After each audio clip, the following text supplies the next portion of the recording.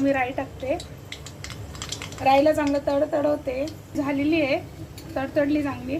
हे मी लसण आणि हिरवी मिरची वाटून ठेवलेली होती, ते टाकणार आहे। भाजलेलं आहे माझं मस्तपैकी। आता मी थोडंसं हळद आणि पाव चमचा आहे हळद आहे, पत्ता बारीक चिरलेला आहे, कढीपत्ता, बटाटे उकडून ठेवलेले होते, याला किसून ठेवलेलं आहे, हे टाकते त्याच्यामध्ये। त्याला मी मिक्स करून घेते। त्याचा रस टाकणार आहे, ह्याने खूप याची मस्त टेस्ट येते। कोथिंबीर टाकलेली आहे मी। आता परत ह्याला एकदा मिक्स करते। मी याला थंड होऊ देते 10 मिनिटं, त्याच्यानंतर पराठे बनवते। आणि अर्धा चम्मच तेल पण टाकणार आहे पिठामध्ये।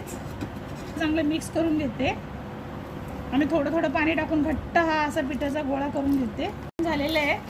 आता मी याला 10 मिनिटं ठेवणार आहे। 10 मिनिटाच्या नंतर हे चांगलं मुरेल, मग मी याचे परोठे करते। झालेलं आहे माझं पीठ, मस्त मुरलेलं आहे। आता मी परोठे करते याचे। असा गोळा काढून घेणार आहे एक छोटासा, हे बघा। थोडंसं पीठ टाकणार आहे असं, आणि त्याच्यावरती हा पेपर, हे बघा, पेपरला अशी फोल्ड केलेली आहे, अशी फोल्ड केलेली आहे। असा गोळा करणार आहे। पाटी बनवलेली आहे मी, असा गोळा केलेला आहे, आणि आता ह्याच्यामध्ये टाकणार आहे। थोडंसं हाताला पीठ घेणार आणि हे बघा, हे असं करणार, जसं आपण पुरण भरतो त्या पद्धतीनेच भरायचं। हे बघा, हे असा गोळा झालेला आहे माझा। आता हे पीठ आहे, काढायचं तर काढू शकता असं। परत ह्याला असं गोल गोल करायचं आणि नंतर याला असं फोल्ड करून ह्याच्यात टाकून द्यायचं, आणि परत ह्याला असं करायचं।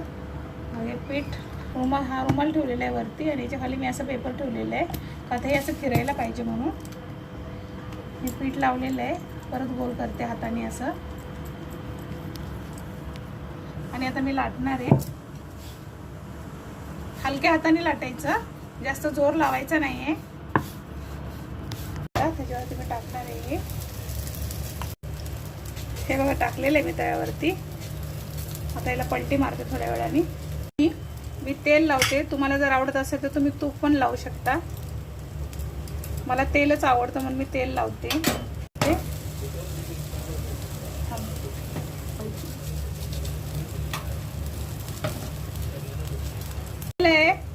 माझ्यासारखी रेसिपी म्हणून बघा कसं वाटते ते, आणि मला नक्की सांगत राहा। तव्यावर निघालताना जसं फोल्ड करायचा, मी तर पहिलेच करून ठेवले होते 3।